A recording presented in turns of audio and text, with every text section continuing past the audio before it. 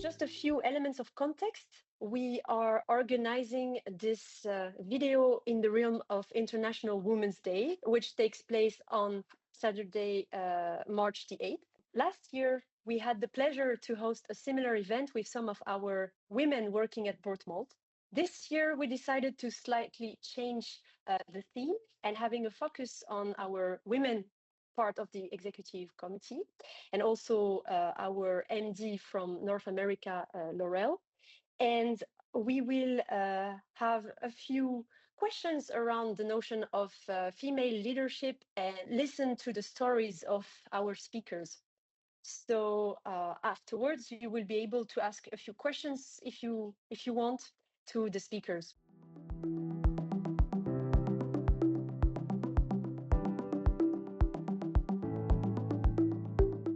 So whoever wants to start, yeah, maybe Estelle, I'll kick off. So thank you for the kind introduction and welcome everyone. It's nice to meet you. I'm Sophie Pels. I'm the Chief People and Communication Officer. I work with Boortmalt for almost 8 years. And I love working in HR and communications because we never have a dull day. It's very diverse. Working with people all the time, you see lots of different things, good and bad, and you have an opportunity to work towards change, and that's what I like a lot. Thank you. Maybe, Sophie, I take over from you. Thank you, Estelle, for the introduction. So I'm Lieve Logge, the CFO. I joined Boortmalt recently, last year in June. And what do I like about the company? First of all, I think the worldwide character, the different cultures, one, being a make industry, the second one. And then the third one, I think the team and the colleagues. And then the last one is our ambition to become again the number one. Laurel, I hand over to you. Laurel Sellinger. I'm the managing director of our North American business for Boortmalt. I think what I like most about my role in working at Boortmalt is the wide assortment of business functions that we're involved in on a day-to-day basis. You can go from a commercial conversation to physically being in the plant, making malt, to talking with people and their career development. It's been a great opportunity to work with a very diverse group of people with different skills and backgrounds. Thank you, Laurel. So my name is Esther, the CIO for now almost 3.5 years of Boortmalt. And I really love a company like Boortmalt because of actually its diversity. And indeed, I think Lieve already was before me. I like the nature of a production company. It's very tangible what we're doing. You can see it, you can feel it. It's there, and that makes it so great, to really be part of that journey, production journey. So yeah. Thank you very much. Also from my side to Estelle and the communications team for organizing this. My name is Lynette Chang, and I'm Chief Sustainability Officer since October last year. So I'm 5 months now at Boortmalt, and I'm enjoying it. What I like best with the company is the impressive growth story that it has had, going from a smaller company, I would say, to one of the top players within its industry, and the ambition to become number one. And that's not only in relation to industry, but also the commitment to sustainability. That would be my second part. The company has strong sustainability commitments, SBTi commitment, which are very ambitious, and which is what the world needs. And what I'm seeing in the company is that everybody's really focused on trying to make it happen. And this is what I enjoy very much at Boortmalt.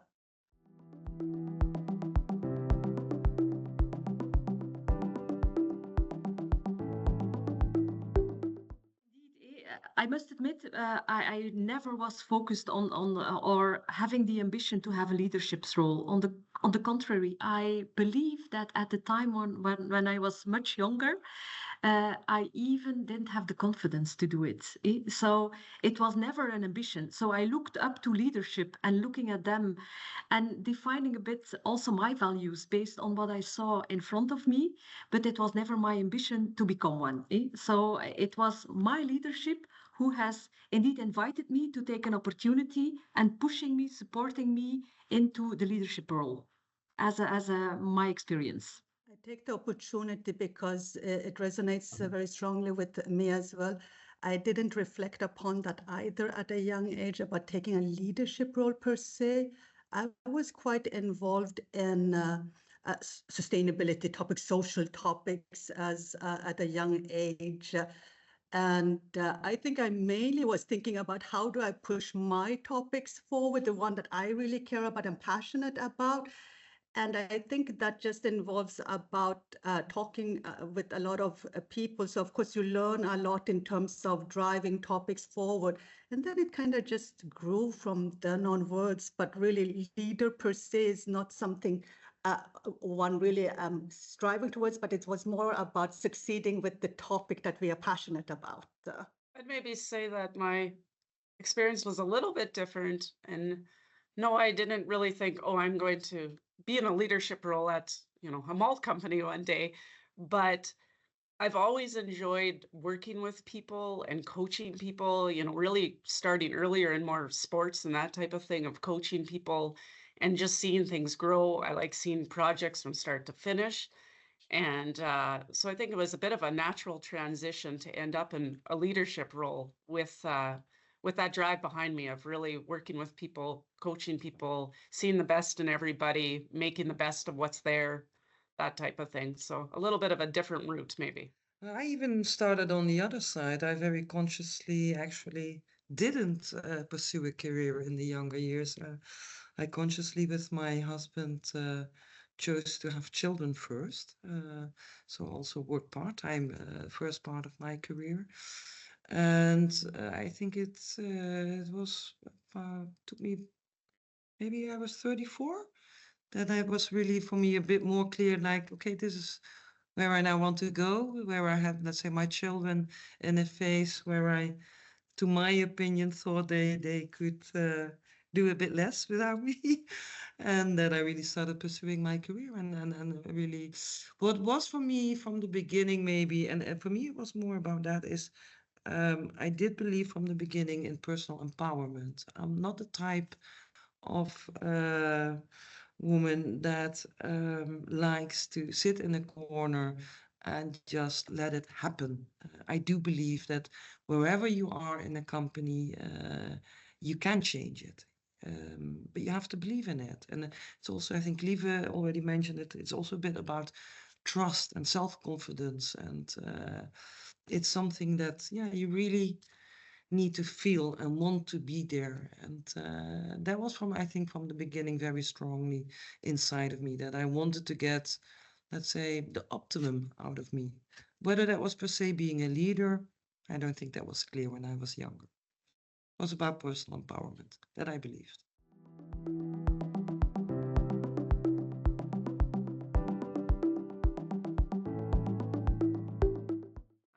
Yeah, I mean, when looking at Boortmalt, what really drew me in, I've been with the organization for a little over 5 years, was the strong leadership in the team that was already there. And I mean, I've been fortunate throughout my career and currently to work for very strong managers and strong leaders in the organizations I'm with.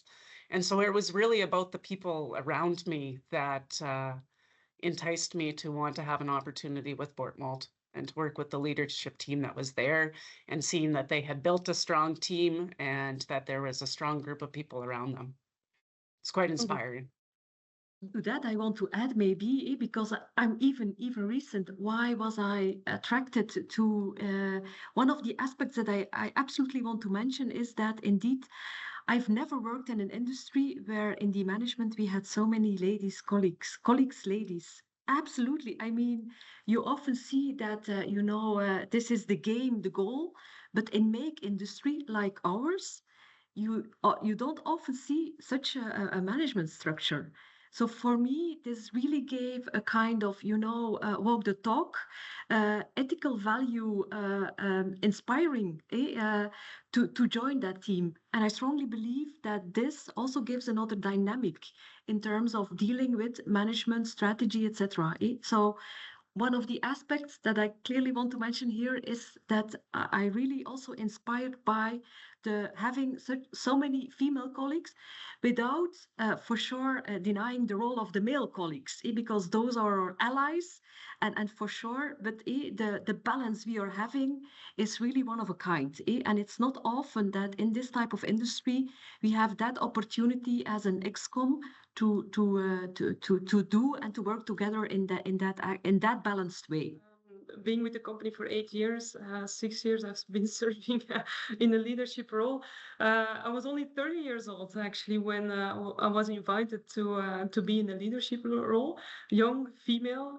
But what inspired me was really the encouragement I received from the male colleagues and also from Ivan Schapan, the CEO, and who had the courage actually to appoint me at that time in a leadership role. So that motivated me to prove that yes, we can do it. And actually, proving is maybe a wrong word because it was a very kind invitation to be part of a leadership team supported by all the male colleagues at that time. So it was wonderful.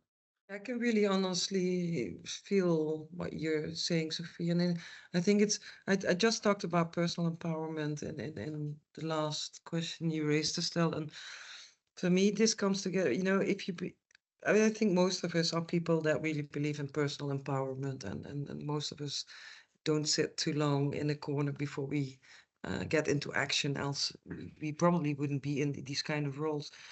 Yet at the same time, it let's say this position needs to be given to you. It comes with, for example, the liberty to move. And I think Boortmalt is a very nice example of a company that gives that freedom, that gives you the freedom. If you convince your peers you have a good idea, you have a solid thought for a new initiative. Boortmalt is a company that actually, I think, compared to many companies, quite easily supports these kind of ideas. It's quite agile and entrepreneurial, also from these kind of things. And I think that's not something that all of us felt that when stepping into this position, that this is a company that whenever we have a good idea, we have a great idea, and we find our supporters, then we really go. We believe in it and we do it. And that makes us very strong, I think, as a company, that you have that kind of freedom. And many companies you can have great ideas, but unless you have, let's say, a business case that has been 200% measured and put upside down, you can't start, and it takes you for years.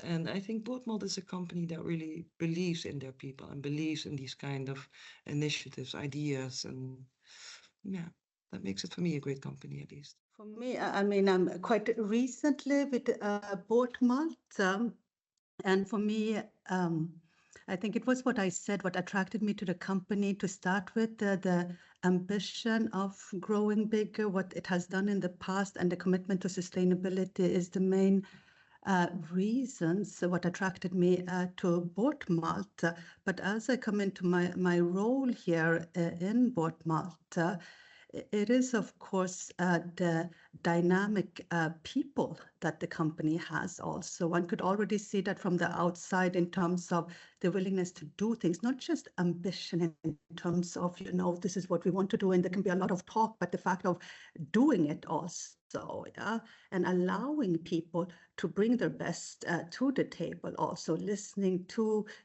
we're a 1,000 plus company here, so you can get to know each other here actually. So it is a big company. We will not know everybody in detail, but it is a little bit of a good community. So this is what I really feel, that one can have a good impact here. So that is what attracts me with Boortmalt. And I think the people that I have met are so willing to do great things and are doing it all the time. So that would be one of the reasons.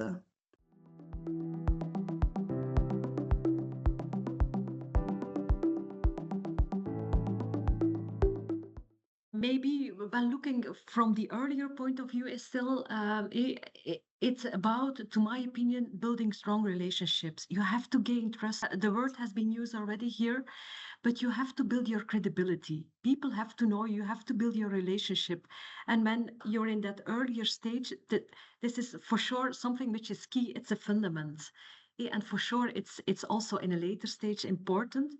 But from the start, to be noticed and to be visible and to be, you have to build trust. And there, managing your relationship, I believe, is one of the strongest thing in your earlier stage, which is key to further develop. And this is building a good network with the values you want to bring to the company. So there, I believe this is key. Learning. Also, because when you're younger, you have to learn to be open to learn and to contribute. I believe those are the things which are matter the most in your earlier stage of your career. And then for sure, when you go later and you are in a leadership position, this formalization opens a bit better doors for sure. But before you get there in your earlier stage, I believe building relationship is really key in having a good basis, a good fundament for going further. Would like to add to that, Liv, and also a bit of self-confidence. I would say that you have to build your self-confidence, being able to build those relationships in a very authentic way. I think we all go, male or female, doesn't even matter, but we all go through some kind of life changes and developments, trying to find our way in life. And for some, that might impact a little bit your level of self-confidence. At least that it did for me. So then having an environment which is having that sensitivity and really encourages you to further develop yourself can be helpful as well in such a way. Yeah, I think the self-confidence absolutely helps. And well, I think if I compare what happened, if I look at my own career, I think when being younger, I did more on, let's say, trying to convince people, using your strength, using, actually your energy, you're being young.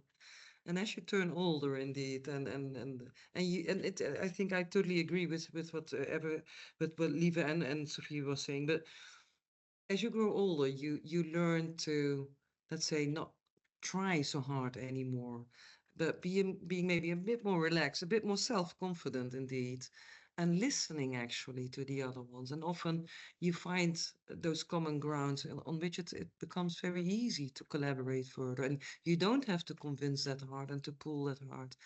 But it's also an age thing, I think.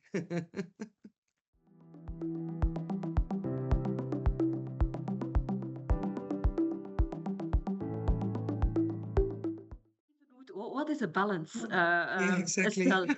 What's a balance? I often rather see it as a kind of integrating. How are you integrating the different pieces?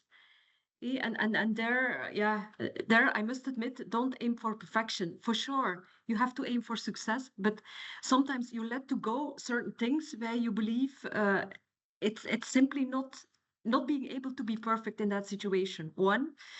Another thing is prioritize. You have to choose from time to time your battles. In your, is it in your professional life? It's in your personal life. It's in what you like to do, your passion.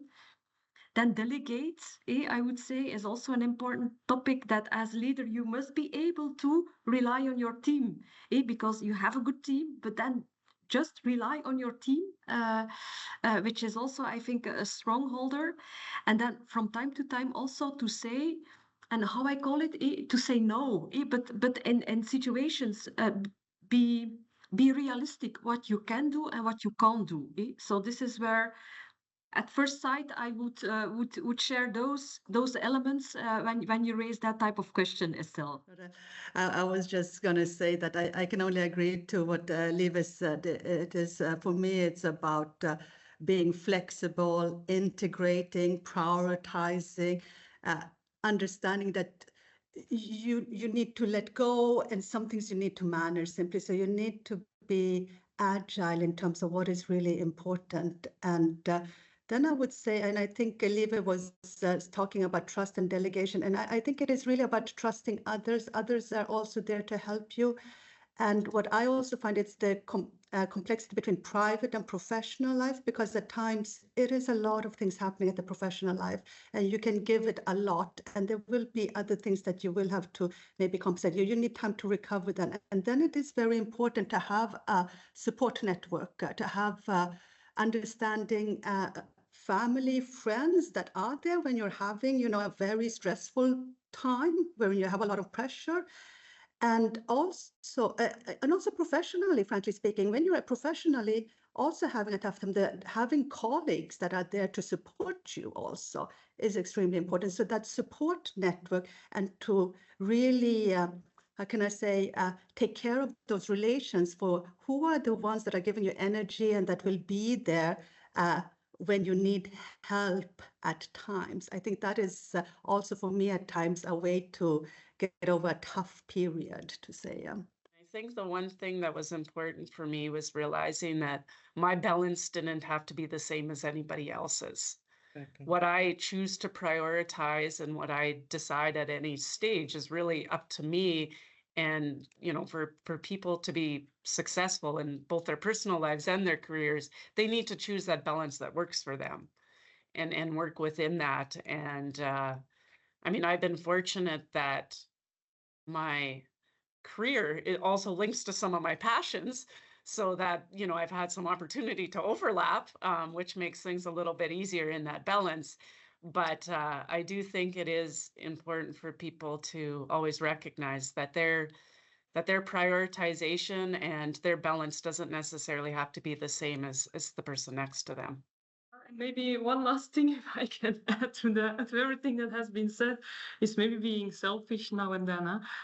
Being able to keep all the balls in the air at the same time also means that that you need to take care of your own mental and physical health. So that probably implies, trying to be selfish, even that's not an easy decision to make.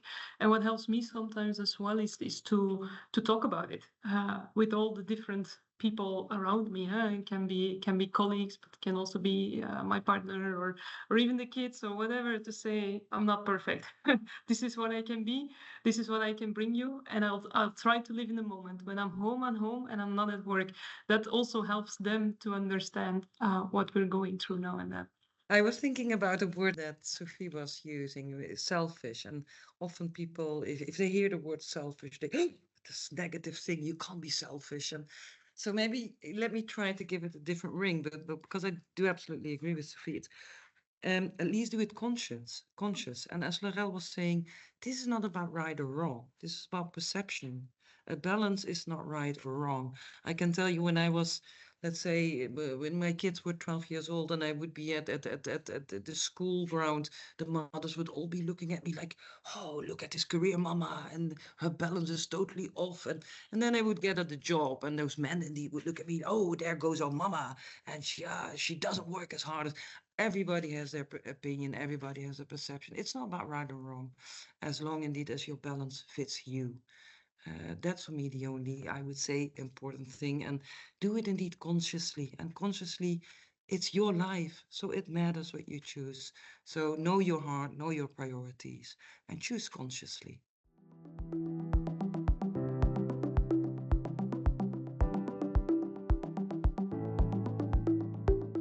Honestly, may I put a challenge back on the table, because I find this such a typical question, actually also for such a discussion. What is a leader? Is it, do we identify indeed people in our role? We identify as a leader, but is a mother taking care of her home, having maybe 3 children, 2 dogs, 5, are they leader? I know some terrific, let's say, non-working or little working people who are terrific leaders. So that would actually be my first question back to you. What do you define as a leader? That's a very good point that you underline. I was saying leader in the context of, in the hierarchy, being, on the top level management. So in your case, it's executive committee, but that was my thinking in using the word leader. Of course, then I fully agree with what you've just said. But let's say in your role, probably what do you think are these obstacles nowadays that any woman can face as soon as she's getting higher in the hierarchy of a company? Maybe going back what you already said, Esther, the stereotyping, because indeed people say, you're a woman, so you should be there for the kids, or you should be ready for dinner for your partner, or whatever. So maybe this could be one of the obstacles. I think another one is, Sophie, the self-confidence, that we it's, I don't know, it's in our DNA that somehow we have less confidence compared to our male colleagues. And I don't know if this is scientific or I have no idea about it, but it's what I often see as an obstacle with female colleagues. Then maybe also lack of role models, where we see in most of the heavy industry, the make industry, where there are not a lot of ladies in the leadership roles. So those were the three ones popping up, but there are for sure other ones that we can think about being real obstacles. Why we see that it being a female leader is not always a given or not always obvious. I think you covered it well, Liv. I would add on not only obstacles within ourselves in terms of self-confidence, if I talk about very general, not all women are like that, of course, but there is something in terms of the way women are being brought up in that regard. We are still a little bit traditionalist. Maybe the newer generation, the younger generation are not like that. That would be really nice to hear, reflected back from the younger generation. But for sure, many of me and my cohort would feel like that. But what I also feel is the biases that are out there, frankly speaking. There are biases that one needs to be aware about and that one needs to, really think about and in order not to go to a self-doubt. Because not only have women been raised on maybe being, warm, kind-hearted, needing to take care of children and what have you on those. There's a certain expectations on women to be a certain way. And that may be in the lack of role models, women role models, leadership models, that the way women behave in terms of leadership position need to be similar to a man in such case. And when those pictures do not coincide, people at times, people get it immediately because they see you as an individual leader or they don't have those biases. But in other cases, and this we have seen in research also, that the expectation is that you're supposed to be very clear. And when a man is being, saying clearly what a man wants to have done, okay, get going. When a woman says that, it's not being regarded in the same way, but the woman is then being considered as a little bit too directive. Whereas that would have been taken for granted when a man is just saying like, okay, come on, we're going to get this done, simply like a more of a cheering type of things. So that's an example that women today, still leaders, will have to reflect that it's at times when one is seeing a tough spot, it is also that biases are there and those things will eventually change. And that doesn't reflect bad on you as a leader, but that will change as we are growing in terms of awareness. So that's something I would say as an encouragement in terms of trusting oneself and not go back into some self-doubt in that respect. I think that's really well said. I think it's important to recognize that as each generation of women come into these types of roles, it is getting easier and easier. I mean, when our ancestors played a lot of ground for us and have moved things forward a lot and changed the expectations or perception of women in senior roles. And hopefully for, our kids and their kids, it's going to be even less of a difference. And I mean, for me, yeah, you have those moments, right? I've walked into a meeting as the most senior member of a team but maybe the only female, and had the person on the other side of the meeting go, oh, good, it's you brought somebody to take minutes. And it's like, no, that's actually not why I'm here. But to me, what's important though, is you don't let those moments mold your view and your self-confidence in that. I mean, to me, it was really not taking it at all personally and actually almost feeling sorry for them and the people around them that they are so behind and so on experience that they believe that, and then just moving forward. But I think we're fortunate that I'm sure this conversation between a bunch of female leaders 30 years ago would have been a lot different than today. We've made huge progress and need to recognize that, and hopefully that just keeps moving forward to the point where we don't even have to have this conversation. At the same time, I also want to be careful for the bias the other way around, because it seems that there's a new bias coming, and that is almost like, if you don't choose to be this or don't want to be a leader, then apparently that's not good, which is also, of course, not the case. We chose to be leaders somewhere during our life, or we were invited to it, and we accepted the invitation. But that doesn't mean that if you do not choose to do these kind of career paths, and indeed you decide to be, a dedicated mother, for example, to your children, or whatever your choice in life is, and that makes you happy, that makes you, for me, the leader of your life. And could be that you therefore also are a leader in a company or whatever. But again, for me, the main thing is that you do it because you choose as a woman that you want to be that. Whether that's being leader in a company or leader in a home or whatever, where you want to be the leader.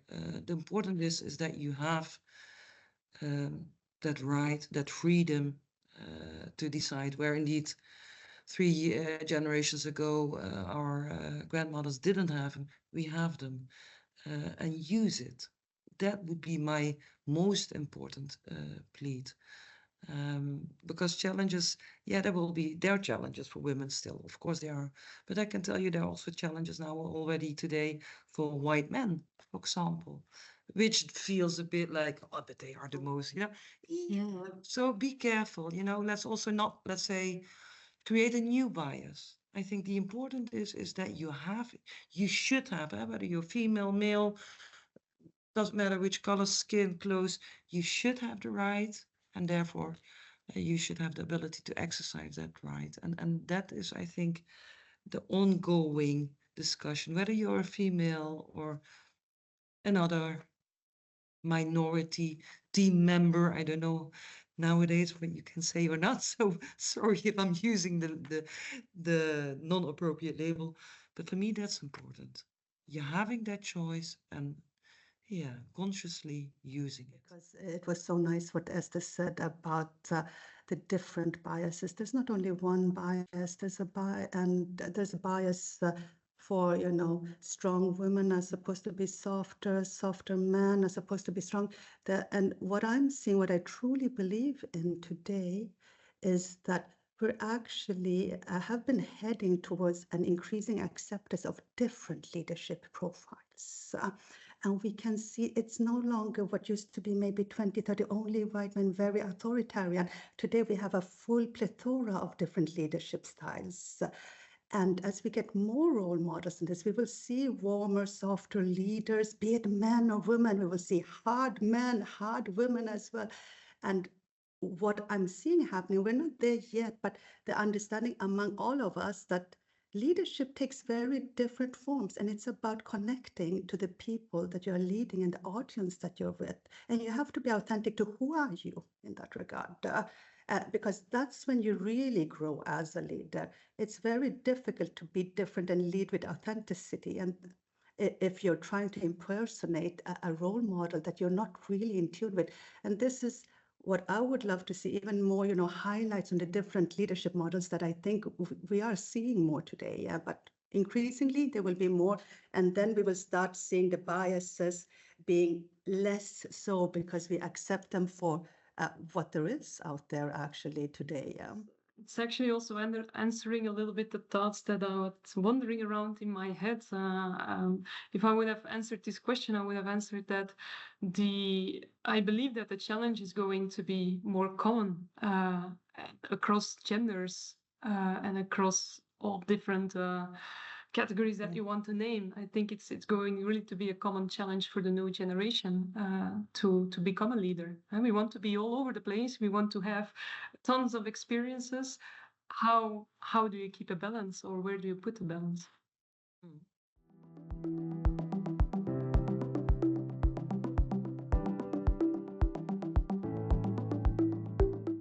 For me, the special gift I've received from Boortmalt is really the encouragement to do some self-reflection. The better you know where you want to go with your life and your career, the easier it becomes to set your own priorities, to ask for help, or to find your direction in all the different challenges around us. Also, the environment, which is really supportive and understanding for personal challenges that you have, is a huge gift, because I think if we wouldn't have a platform at work where private issues and professional issues can be openly discussed in a very discreet and respectful way, I think it would have been a lot more difficult to find my way in life and to balance what I would like to balance.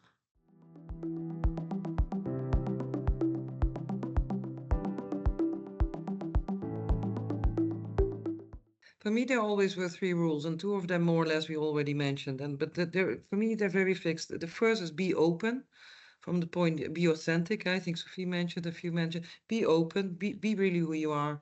The second one is dare to speak up. And the third one is more or less a consequence of, is indeed believe in yourself. The self-confidence that a few people, those three are for me the most, that's for me, you need to be there, you need to dare to be there, you need to like to be there. And for me, it's that being authentic, being open, daring to speak up, and believing in yourself. And I would add to that, because sometimes it's not that easy to do all of those three things. And then I mentioned it before, I do think it's great to have supportive colleagues, as well as a support network at home that really, helps you, supports you in, or mentors, coaches in that regard, that instills confidence so you believe in yourself. So I would add the support network. And then really to reflect on role models, get inspiration from others, choose who resonates with you in that regard, and reflect, look at different people, learn from others. Maybe to add also to be resilient, because sometimes you have a setback, and sometimes you have to deal with criticism, which is correct or not correct, but be resilient in that respect, because there are always second chances to take, and this is, I believe, also an important one, this resilience, because it's not always easy, and given everything, not only the work environment, but everything, this is the combination work life, everything, this is also probably a key topic.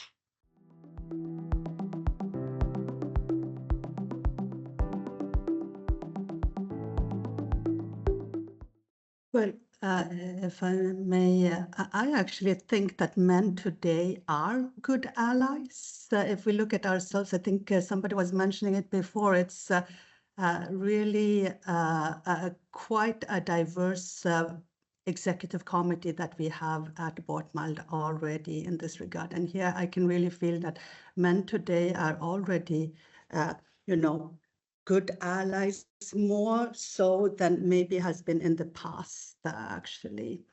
I do think that at times we're talking about, it can always, there are pockets, of course, and there we happen to be in a fortunate environment right now here at Boortmalt also, where we have colleagues that are believing in female leadership, in diversity, and so onwards. If we talk about other areas, from my point of view, it is also sometimes, it's not only about female leadership, it is about talking to men about diversity in general, not just gender diversity, I would say. It's about the uniqueness, that different perspectives that everybody can bring to the table, frankly speaking, yeah. Be it women, be it ethnicity, be it sexual orientation, be it socioeconomic background, as such. And I do think that Where we can find alliances is where we find similarities with each other, where we have shared objectives, really. So rather to look for the similarities, and here I'm talking about everybody's being a unique person, frankly speaking, and have willingness in terms of the way we act is different, but it needs to be inclusive in this regard also, yeah. So I think when we appeal to that rather than just coming from a gender perspective or any other part, then you open up for much more diversity than that particular category. Yeah, I think we often, still in business, we talk about diversity, and when we talk about it, we talk about numbers, percentages, or so many men against, or so many this culture against. But at the end of the point is, and the same goes for the female-male, I think, discussion. You start off such a discussion by forcing it. And you saw, like 15 years ago, you saw a lot of companies changing their KPIs and even preferring women to men if they had candidates that were, let's say, more or less similar. The positive discrimination part, they used many, which also, of course, yeah, brings a lot of discussion to the table, and it's not the best way to do these things. And I think now what you see is that many companies have left that way of working again, because it's not necessary anymore. It's a little bit more deep. There is much less discussion about indeed female versus male. So you see that therefore these yeah, very, I would say, almost forced ways of working become now a more natural thing, which is good, I think, because at the end of the day, I think with any of these discussions, seeing is believing. If once you feel it, you don't have to force it anymore. Once you worked with diverse teams, you see the strength of it. Nobody has, let's say, to force you in any way to do it because you want to do it, because you know it's the best. The best team is a diverse team. And that entails man, female, but also different capabilities, different attitudes, different everything. I mean, but the point is, what I was trying to make is that diversity is one thing, but diversity cannot be about numbers. Diversity only works if there's also something like indeed inclusion. That means that you need to understand why diversity is better. You have to feel it. What you still see, and often, even also if we hire people, is that a hiring manager often hires somebody who's almost the same profile as he or she is himself, which is, of course, the 90 degrees to what you call diversity. You need to be aware of yourself. You need to be aware of who you are, and also the parts that you don't represent that much, or you're weaker in it, and whatever. Whenever I hire somebody in my team, for example, I always explicitly, for example, look at profiles that are what I call a little bit bluer than I am, that are more process-minded, for example, because I am a chaotic person. I'm fly from left to right, blah, blah, blah. That's my strength. My strength is absolutely not, being process-wise strong. So when I look at filling my team, that's something I will fill. So, and for me, the same goes with male, female. It's about diversity. It's about understanding the strength of it and really wanting it yourself. And then you need to become inclusive as a company. And then you have the optimal, I think, balance, whether it's female, male. At the end of the day, it shouldn't matter how much exactly men, female. What should matter is that you have indeed the best for the job, and that people feel, yeah, included, welcome, feel free to speak up. And then I think naturally you go into the right direction. So I hope, yeah, that will resonate for a lot of people. Inclusion, diversity, and wanting it because you see the strength, not because you want to hit the numbers on the KPI. Yeah. I think I would just, on the very last point of Esther's, I think it's really important. And for me, I mean, the men who have been the greatest motivation to me are the ones who, if they pull me into a team or into a leadership role or anything, they introduce me for what I bring to that role as a manager, as a team member. It's not they don't say like, hey, it's great that she's a woman and she's okay at her job. It's like, she is great for this team because she can bring these skill sets. It shouldn't matter if I'm a woman or a man. And to me, I think that that's what, Esther talked about, just making things naturally diverse. The focus shouldn't be on the fact that somebody is a woman or somebody is of an ethnic diversity. It should be on what they add to the team and what they can bring to the table. And I think, and their ability to grow and learn in that should be the focus always.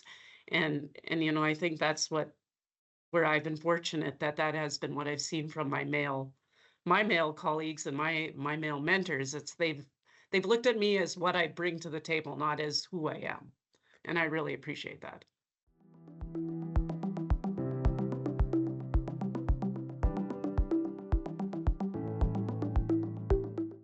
would like to build on the last comment by Lorela and Esther, because I'm the father of 3 ladies. I've been fighting for this post, let's say, for my entire life almost. But I was wondering now if in our, we cannot speak about the global footprint, but at least in our Boortmalt footprint, we have here Laurel from America, Pablo from South America, Europe represented. So my feeling is that the word diversity, it doesn't exist anymore. For my daughter, for example, it's not I mean, they don't think about sex, orientation, race, color, anything. For them, it's already incorporated in the nature, in the DNA. But I'm not sure if that is a real or representative sample of the global women nowadays. So I'm asking all of you there if you have a different perception. Maybe seen from the outside in, because I'm still fresh to the team, Maurizio. Absolutely, I'll agree with you that there is absolutely no issue on diversity. On the contrary, it's really bringing added value to have all those different angles, different geography, the exchanges. This is a strong topic, to my opinion. Like you say, you moved already to many countries.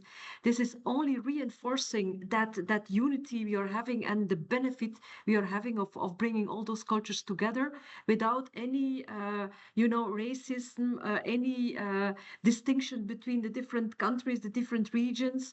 This is only a strength. I'm strongly believing that this is really bringing value to Boortmalt. I don't know for sure how the previous situation was before the merger and then the first years, but seen as from it today, it's absolutely a strength.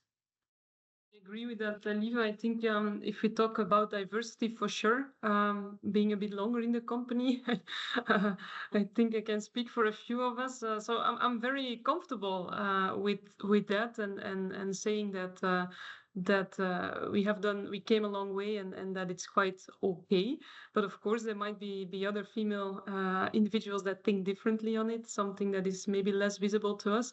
But from my perspective, I think the bigger challenge will be the generational differences, because that is indirectly also what Mauricio is putting on the table.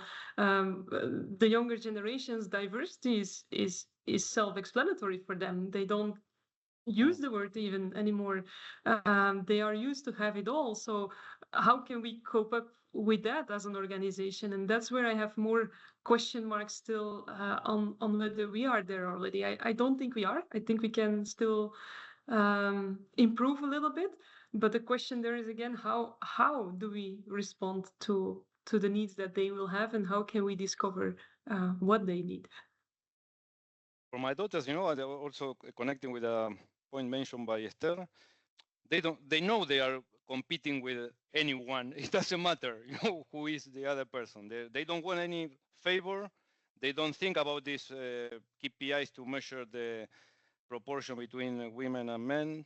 They don't care. They don't want to see that.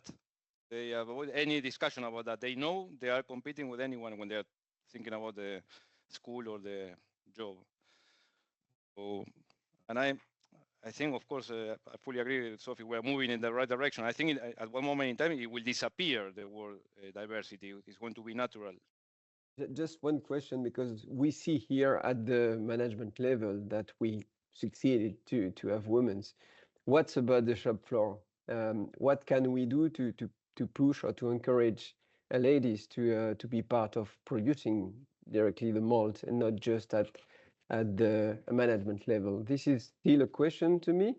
Yeah, maybe it's more awareness about our jobs. It's maybe to leave. You told that, huh? Maybe you have to tell people you can do it. It's also for you. Okay, there is very few ladies in production, but yeah, I would love to see much more ladies in production. Because I think it's feasible at Boortmalt, because you don't need to carry a lot of very strong stuff. You need to feel, you need to see the grain, you need to follow the production. It's really a natural process, and we need, I think we can have more ladies on our business, I guess. Yeah, we've been fortunate in North America that of our 4 production leads in our plant, 3 of them right now are women. And that was a change. And honestly, it was a bit of an adaptation for the team that works with them, and even the team that works around them. It was a change, but we've seen some benefits from, maybe some of the different stereotypical styles of women's management and that, but we actually have seen the benefits of that with the team. And I think once you have one and you see that it's a success and that they're comfortable and they're treated fairly and treated well, others will come. And then we've been fortunate to experience that here. But I agree, it's a start, right? There's a lot of ways to go of these jobs becoming more standardly jobs that a woman would consider. But I mean, I'm actually quite proud of the fact that we've made some good progress there in that idea in our region already. Sebastian, I don't have any idea of how many people, ladies we have on the shop floor.